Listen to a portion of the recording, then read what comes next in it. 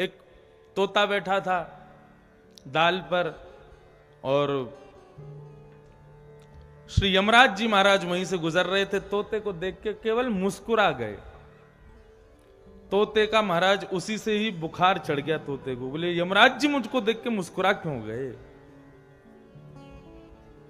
गरुण जी महाराज उसके मित्र थे। एक दिन भगवान से अवकाश लेकर के गरुण जी गए अपने मित्र के पास, तो देखा तोता तो रजाई में पड़ा हुआ है, बुखार चढ़ा हुआ है। गरुण जी ने पूछा, बोले भैया कैसे बीमार पड़े हो? बोले अरे भैया मुझे बचाओ। बोले किससे बचाऊं? यमराज जी कल यहां से जा रहे थे, मैं प्रेम से हंस रहा था और मुझको देख करके वो हंस गए।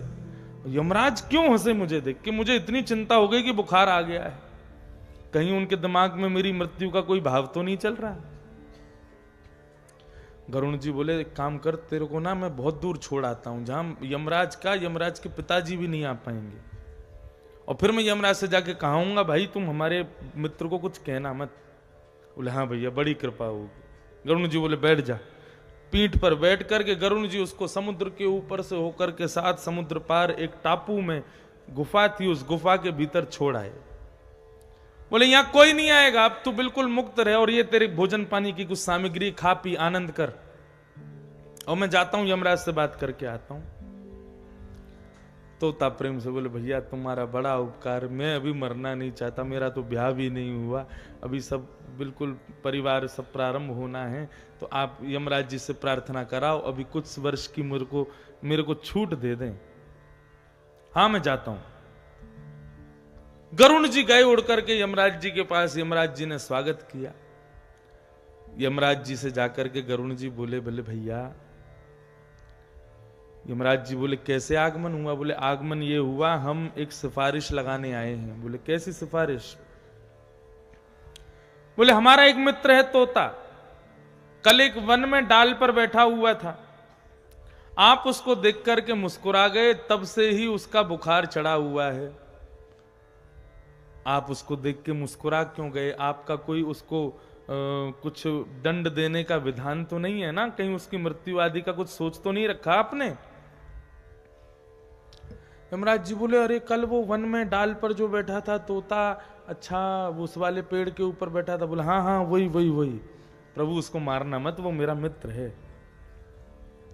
यमराज जी बोले अरे भैया मैं तो उसको देख के इसलिए हंस रहा था कि मैं सोच रहा था ये तोता यहां बैठ करके बढ़िया प्रेम से ठंडी ठंडी हवा ले रहा है, बढ़िया आनंद ले रहा है वातावरण का, लेकिन इसकी मृत्यु तो कुछ घंटे बाद 7 समुद्र पार एक गुफा में, एक टापू की गुफा में बिल्ली के खाने से होगी। मैं ये सोच रहा था ये चंद घंटे बचे हैं, ये 7 समुद्र पार पहुंचेगा कैसे? गरुण जी सिर पकड़ के बैठे, उसको मैं ही छोड़ के आया हूं, मैं ही मेरे मित्र को छोड़ आया। बोले जाऊं बचाऊं? बोले बचाऊं क्या, यही यमदूत लेके आ रहे होंगे, इतने में ही महाराज तोते की आत्मा आ गई। बोले मेरा हो गया राम नाम सत्य। तो मृत्यु से कौन बच सकता है? कोई नहीं बच सकता। आया है सो जाएगा, राजा रंत फकीर, सबको जाना पड़ेगा, कोई नहीं बच सकता। चला लक्ष्मी चलम प्राणम और चलम जीवत यौवनम। युवावस्था रुकेगी नहीं, चाहे कितना भी आप प्रयास कर लो, वो एक दिन चली ही जाएगी। चला चले ति संसारे, ये संसार चलायमान है, धर्म को ही निश्चल, केवल धर्म ही निश्चल है। तो धर्म यानी कि ये भगवान की मंगलमय कथा, भगवान के मंगलमय भाव, भगवान की मंगलमय वचनामृत, ये निश्चल है। हमारे द्वारा किया गया भजन, हमारे द्वारा किया गया सत्कर्म, ये निश्चल होकर के रहेगा। इसलिए धर्म की सन्निधि ग्रहण करो, वही निश्चल है। नरसिंह मेहता जी ने ऐसा धर्म निश्चलता का एक पद गाया, आज तक सब गाते हैं। वैष्णव जन तो तेने कहिए, जो पीर पराई जाने रे।